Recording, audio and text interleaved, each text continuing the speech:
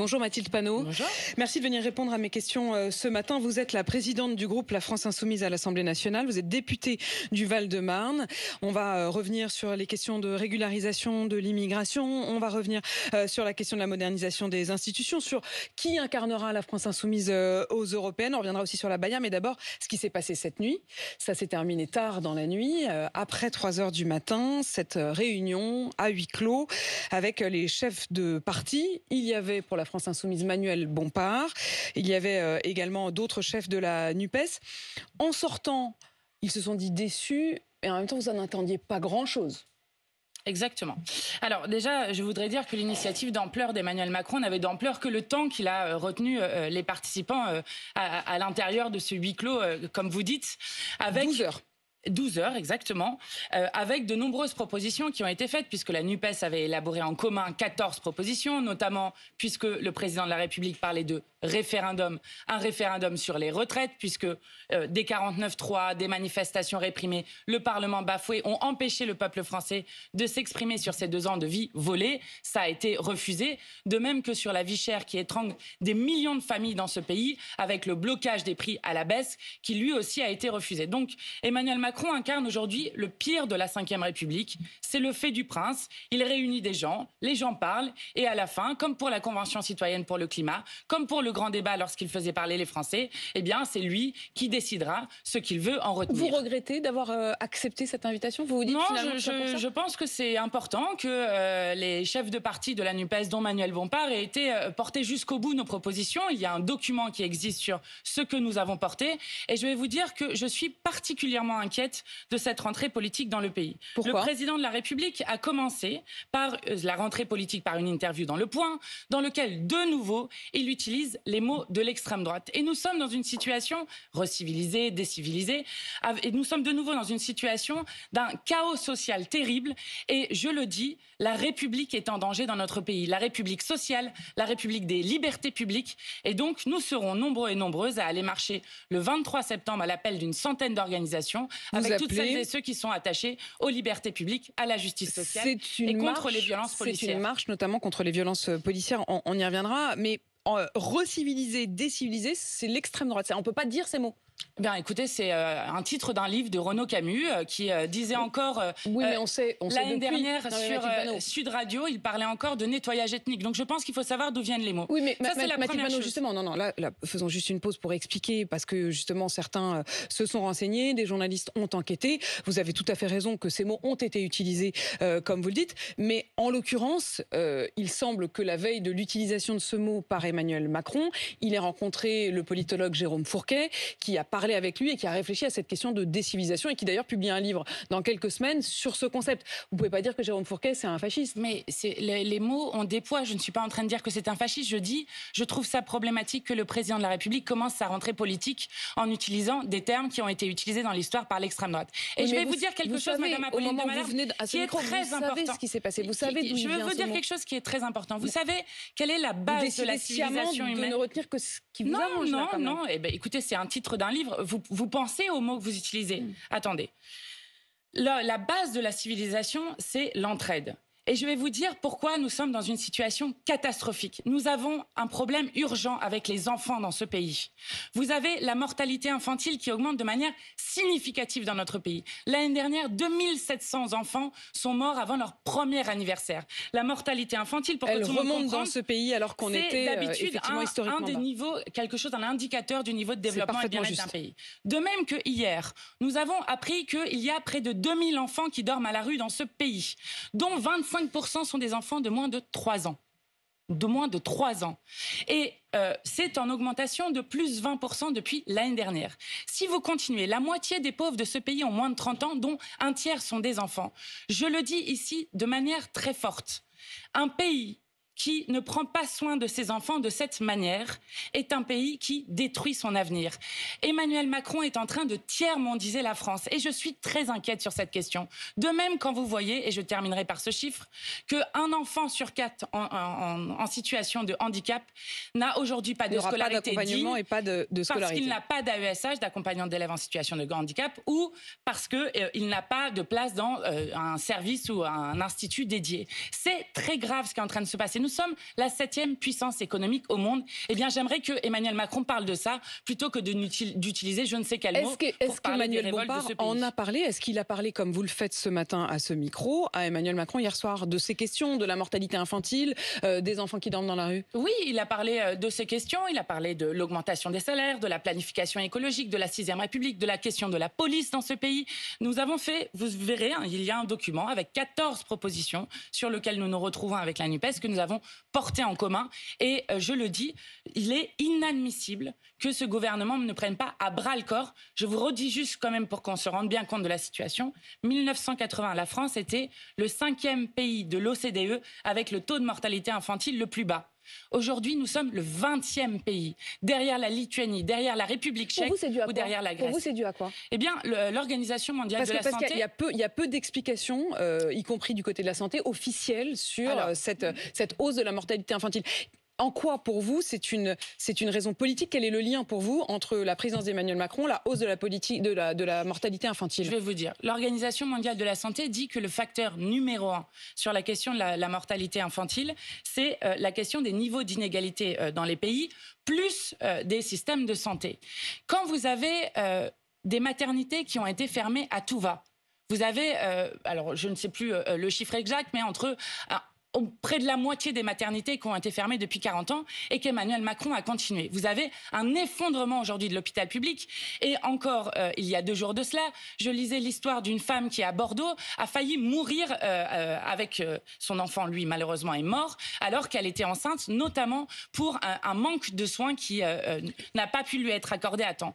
De même que vous avez des enfants qui sont morts parce que lorsque vous devez déplacer des femmes par hélicoptère en urgence pour pouvoir accoucher lorsqu'il y a des situations compliquées, eh bien là aussi vous avez des enfants qui sont morts, je pense notamment au petit Aimé. Mathilde Panot, est-ce que ça veut dire que vous estimez aujourd'hui que quand le gouvernement, quand le ministre de la Santé dit que certes il y a des tensions partout dans les hôpitaux, que beaucoup d'urgences ferment, mais qu'il n'y a pas pour autant de conséquences sur la santé des Français, ils mentent? Oui, et je pense que tous les soignants de ce pays vous le diraient. Rappelez-vous toujours, nous avons eu le Covid, qui est un choc extrême dans le pays. Le Covid, c'est un moment où tout le monde se rend compte à quel point celles et ceux qui sont essentiels à la dignité d'une nation sont aussi celles et ceux qui sont les moins payés et dans lequel, pendant des années, on nous a demandé de faire de l'austérité. Et là, de nouveau, Emmanuel Macron, qu'annonce-t-il comme horizon aux Français? Eh bien, 15 milliards de cures d'austérité, c'est ce qu'ils veulent faire pour ce nouveau budget. Donc, pour vous, une des priorités, hier soir, ça aurait dû être de dire on rajoute des ambulances, on rajoute des médecins, on rajoute des infirmières, on augmente les salaires des soignants. Covid, c'est ce que j'étais en train de dire. Avant le Covid, vous aviez l'ensemble de l'interurgence qui était en grève pour dire il faut arrêter de manière immédiate avec cette politique d'austérité sur la santé parce que la santé est notre bien commun. Et quand vous voyez qu'ils veulent de nouveau dans le budget cette année augmenter les médicaments, faire un nouvel impôt sur les médicaments, un nouvel impôt sur les consultations, ce que vous appelez un nouvel impôt sur les médicaments, c'est un Français sur 3 renonce à se soigner. C'est rajouter une franchise. Concrètement, ça reviendrait probablement à 50 centimes par boîte de médicaments qui ne seraient pas remboursés. Conférence sociale, malgré tout, conférence sociale sur les bas salaires, justement, sur toutes les branches où on commence en dessous du SMIC. L'Élysée a confirmé que ça avait été en discussion et que c'était prévu du coup dans les semaines ou les mois qui viennent. Ça, c'est quand même une avancée obtenue hier soir? Alors, on va voir si effectivement elle se concrétise parce que il y a eu des discours différents qui ont été entendus, mais soit, disons que cette conférence sur les bas salaires existe. Eh bien, Emmanuel Macron nous fait juste perdre du temps. Depuis combien de temps demandons-nous à la France insoumise, avec Jean-Luc Mélenchon comme candidat à la présidentielle, d'avoir une conférence sur les salaires, d'avoir des négociations par branche pour augmenter les salaires par branche? Depuis combien de temps? Eh bien, depuis au moins 3 ans, nous demandons cette conférence-là. Et depuis 3 ans, l'intersyndicale la demande et il ne se passe rien. Donc, peut-être que Emmanuel Macron, sur un sujet, est revenu à la raison. Mais j'attends de voir parce que, franchement, quand vous voyez ce qu'il a fait, par exemple, de la Convention citoyenne pour le climat, qui avait fait un travail excellent et dont ils ont jeté 90% des propositions à la poubelle, je ne suis pas sûre que j'ai envie de faire confiance à Emmanuel Macron sur cette question. Vous êtes un peu dupe, vous n'êtes pas dupe là-dessus. Mathilde Panot, sur la question du pouvoir d'achat, vous disiez que ça aurait été l'une des priorités à vos yeux. Lorsqu'on le voit, l'augmentation des prix, notamment sur les fournitures, vous feriez quoi, vous, sur les fournitures? Quand vous entendez Gabriel Attal, le nouveau ministre de l'Éducation, qui dit « je vais tenter de trouver une solution pour aider les plus modestes, ceux qui travaillent, qui n'ont pas d'aide », vous feriez quoi, vous? Alors, vous avez d'un côté un gouvernement qui augmente l'allocation de rentrée scolaire de 5,6%. D'accord? Et l'augmentation des fournitures scolaires, c'est 11,3%. Donc vous comprenez qu'il y a un problème et qu'il y a un mensonge sur le fait qu'avec cette hausse, cette revalorisation de l'allocation... Mais là, il n'y a pas de mensonge. Ils n'ont jamais dit que ça allait... qui disait qu'avec l'allocation de rentrée scolaire, on pouvait tout combler. Ce n'est pas vrai. Nous avons fait une proposition de loi que nous avons déposée à l'Assemblée nationale qui redit, nous voulons une école publique entièrement gratuite. Ça coûterait, Madame Apolline de Malherbe, 7 milliards d'euros. 7 milliards d'euros, c'est juste 4% de ce que les 500 familles ont accumulé en plus l'année dernière. Donc ce n'est pas grand-chose dans ce pays, d'autant plus quand on voit que la France est devenue aujourd'hui le 3e pays au monde avec le plus de millionnaires. Donc, quand vous dites les 500 familles, c'est un peu un mot à l'ancienne, mais ça veut dire quoi? C'est les 500 familles les plus riches de France? Exactement. C'est ça que vous voulez dire? Ce qui est indiqué dans des études. Voilà, les dividendes, la distribution aux actionnaires des groupes ont été effectivement colossales cette année dans un certain nombre de secteurs, y compris dans l'agroalimentaire, où pour autant les prix ont augmenté et les marges ont augmenté. Vous feriez quoi là-dessus? Est-ce qu'il faut créer un impôt spécial? Est-ce qu'il faut interdire pendant quelque temps, le temps de l'inflation, le dividende aux actionnaires? Là aussi, c'est une proposition que nous faisons depuis longtemps et que Emmanuel Macron a refusé d'écouter. Ça s'appelle le blocage des prix à la baisse. Qu'est-ce que ça crée? Ce n'est pas un nouvel impôt, ce n'est pas la TVA qui joue du coup sur les caisses de l'État.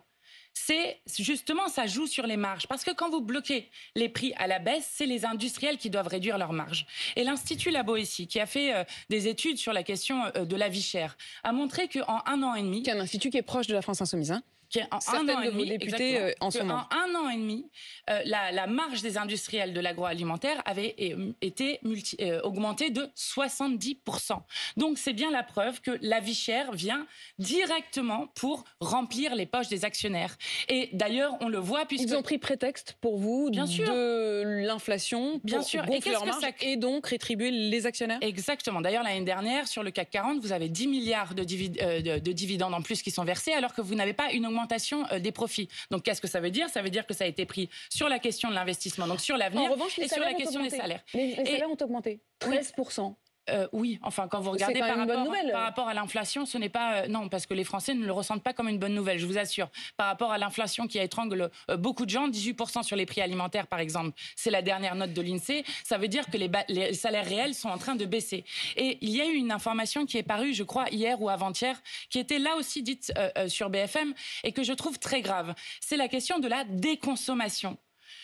Un expert expliquait qu'il n'y avait jamais eu un tel niveau de déconsommation des Français depuis 33 ans. C'est une très mauvaise nouvelle. D'abord parce que les Français se privent, mais ensuite parce que ça empêche de remplir le carnet de commandes, de relancer une consommation populaire et donc de relancer Vous n'êtes donc la pas pour la question de décroissance, vous n'êtes pas pour la déconsommation. Alors nous sommes sur la décroissance sur un certain nombre, par exemple les ressources fossiles, va falloir arrêter au bout d'un moment. Mais bon, va falloir réfléchir à comment on fait. Nous sommes pour qu'on réponde aux besoins des Français. Ce qui est terrible, c'est que... Un instant, Mathilde Panot, puisque vous évoquez les questions des énergies fossiles, je ne sais pas si vous avez vu cette information assez surprenante d'un certain nombre de jeunes militants écologistes de 5 pays européens qui font un appel dans The Guardian pour que Greenpeace arrête de s'opposer au nucléaire. Ils disent que c'est démodé et non scientifique.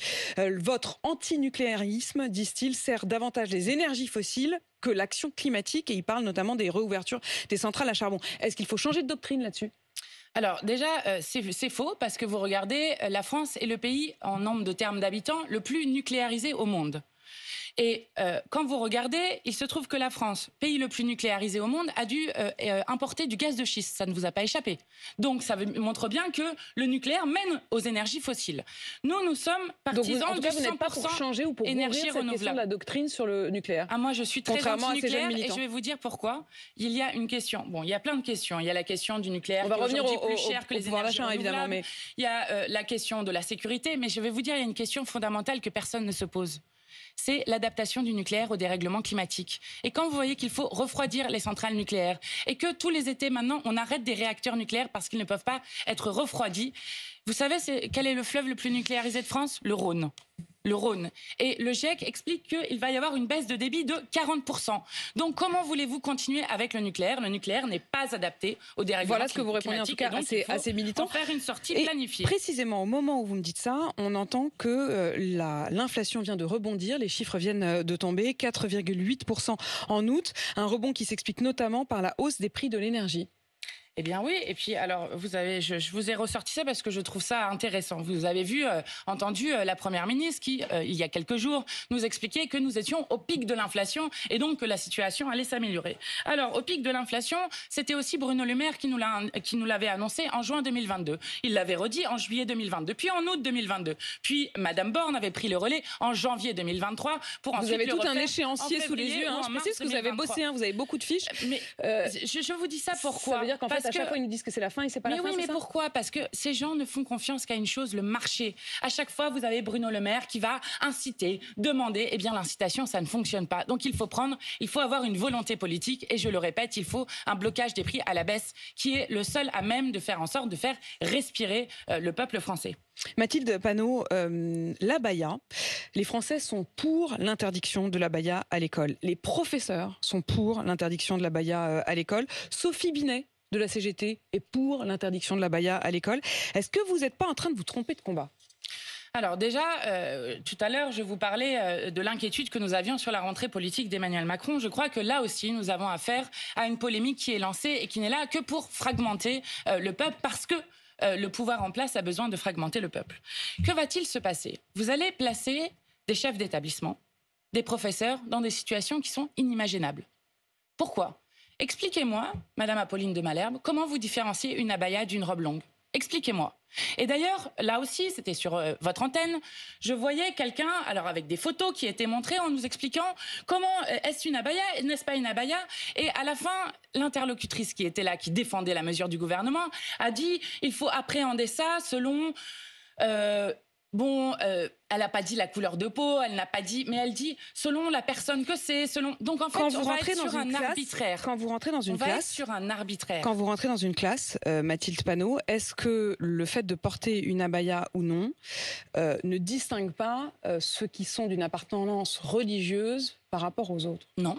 D'ailleurs, ce n'est pas à nous de dire. Quand vous avez une religion qui explique que ce n'est pas un vêtement est-ce que vraiment vous croyez à religieux. Ce que vous dites? C'est-à-dire que là, pour le coup, quand vous rentrez dans une classe, est-ce que vous vous dites que celles qui portent ce type de robe ne sont pas d'appartenance religieuse musulmane? Non. Que disent certains? Que ça serait une attaque.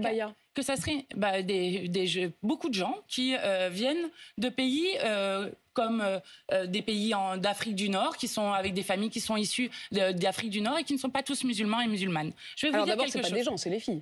Oui, des filles, et vous avez raison d'ailleurs, c'est toujours sur le corps des filles qu'on s'attaque. Donc vous avez raison de le préciser. Pourquoi est-ce qu'elles le portent? Alors, je vais vous dire quelque chose. Certains disent que ça serait que le regard de l'homme qui se porte sur elle. Est-ce que c'est pas la question aussi de la l'égalité homme-femme? Regardez, alors déjà, vous le savez peut-être, mais quand vous êtes par exemple au collège, c'est des moments où vous êtes dans des moments de puberté, votre corps change, et beaucoup de jeunes femmes choisissent souvent d'avoir des vêtements amples, que ça soit des abayas, des sweats, ce qu'elles veulent. Et d'ailleurs, les femmes et les filles de ce pays peuvent porter ce qu'elles veulent. Première chose. Deuxième chose, si c'est vraiment donc c'est pas les jeunes filles musulmanes qui portent l'abaya pour vous, ça n'a rien à voir. Attendez, si c'est vraiment une attaque à la laïcité où on nous explique que ça serait une manière de détourner la loi de 2004. Alors vous avez d'un côté déjà le culte musulman qui explique que ce n'est pas un vêtement religieux et ce n'est ni à vous ni à moi de le dire.